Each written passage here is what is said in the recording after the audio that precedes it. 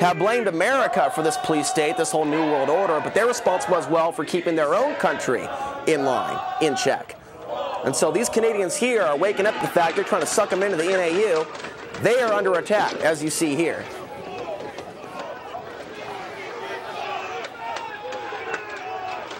Charlie Vetch, the Love Police. He was also arrested and detained for 15 hours. Luke Kradowski of wearechange.org was denied permission from entering into Canada, as well as the people he was with. They were all, including his girlfriend, strip searched.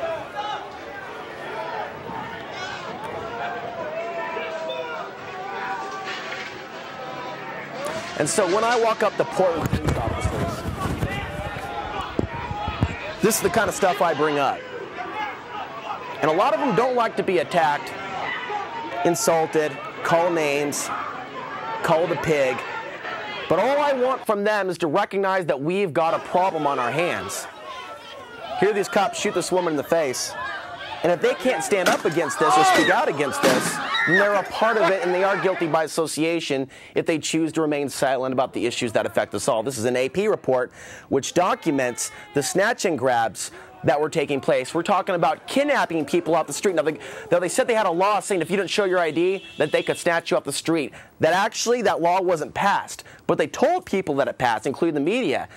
So they're saying, hey, if you don't show us your ID, we will snatch you, we will grab you. And in many cases, women were grabbed because they were too close to the police. In reality, what we're seeing is abductions taking place of Canadian citizens. So don't think it's not going to happen to you just because this took place in Canada. In Pennsylvania, where the G20 took place several months ago, we also saw several snatch and grabs. Now, hit pause.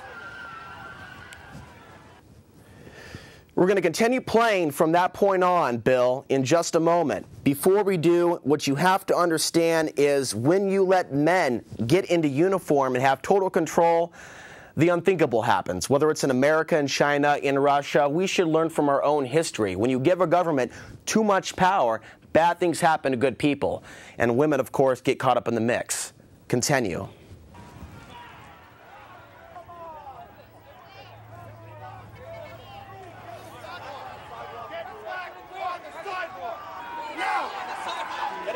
The next clip, and the woman's name is Amy Miller, is very key.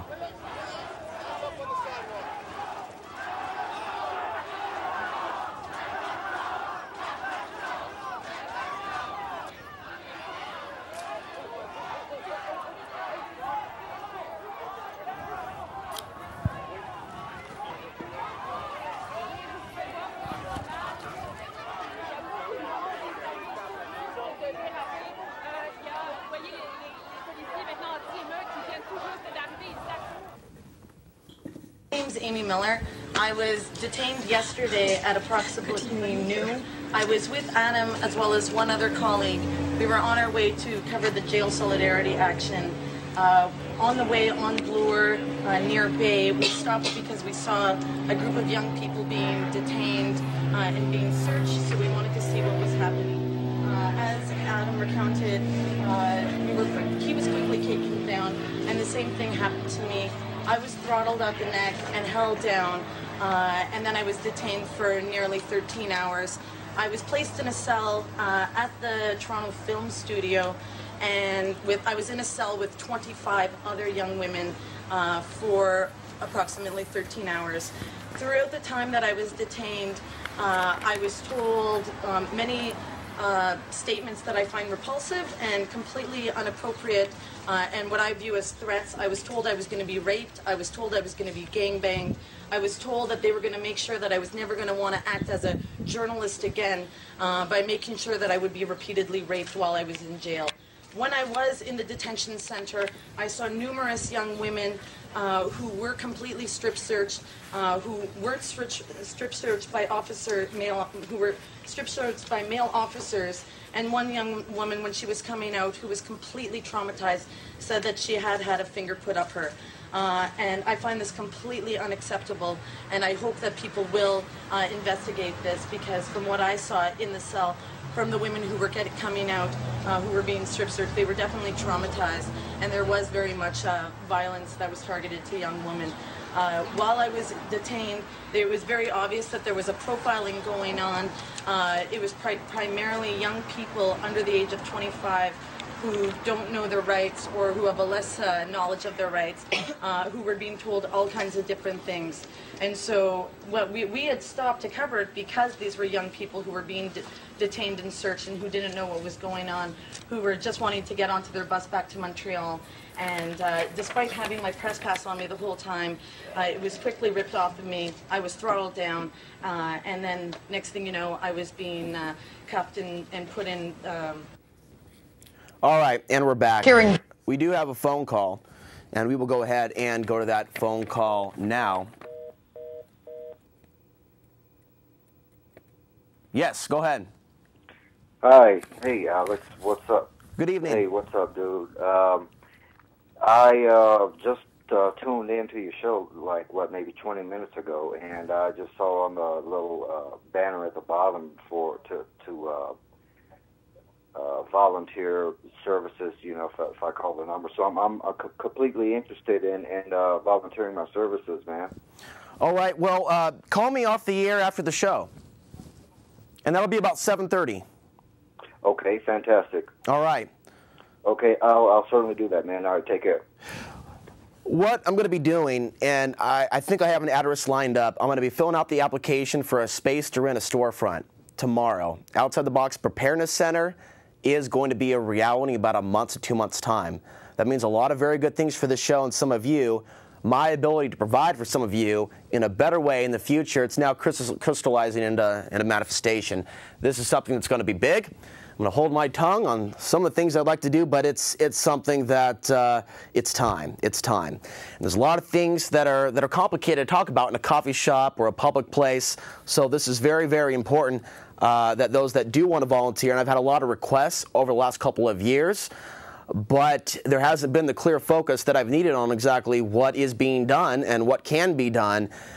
And, of course, many other things. And so through this particular center that I'm setting up, there's a possibility to play movies and have an open mic night. I mean, the sky's the limit, but we've got to get the place established first, painted, cleaned up. We've got to get some shelves put in there, some tables. We've got to get some paint. I've got to get some primer. I've got to take care of those things. So please email me, alex_answer@hotmail.com, or find a way to call me during the show, which is at 7:30, and we can talk more about that. Now, we've only got about a half hour left. We have some other videos as well, continuing on from the last video that we saw. When you put people in power and they're allowed to get away with the unthinkable, you give someone an inch, they'll take a mile. And the police use this as an excuse, this protest as an excuse, to snatch people under a phony law that didn't exist, saying if you didn't show your ID, you would be snatched. But many people were snatched anyway, because, again, they got too close to the police, or they didn't move when they were being told to be moved by a lord in the dark black uniforms. Now, when you put on these uniforms and you build yourself up, the psychology of the man in the uniform changes. When you give someone authority over others, any feeling of not being worthy that they have inside themselves, they will seek to gratify themselves by taking control over others, raping women, groping women, fingering women, hurting men, smashing men's face against the wall right in front of their wife. That type of expression of power, of control over a fellow human being. And so we're a very sick population collectively, and they're working very hard to put some of us in uniforms to control the other people, cattle, in this particular large camp that we're living in called the United States. And so this is all important to understand that you have a choice to make in the future, whether you want to join that nonsense or you want to step outside of that box, outside of that paradigm, and be a hero, be a protector, be a real man. We all need to be connected with the real men and women that we are inside these fleshly bodies, because they don't want us connected to our own power. They want us constantly thinking about how low we are, what viruses we are, how we need to be controlled, how there can't be any wild, undocumented humans running around. Otherwise, there would be complete anarchy and hell on earth unless we were all in this police state control grid. You know, in Pennsylvania, they put out an ad recently, I showed this on the program, saying, pay your taxes, otherwise we will find you. And then it's not going to be very pretty. So, Tom, that's a nice car you've got there. Tom, we know where you are.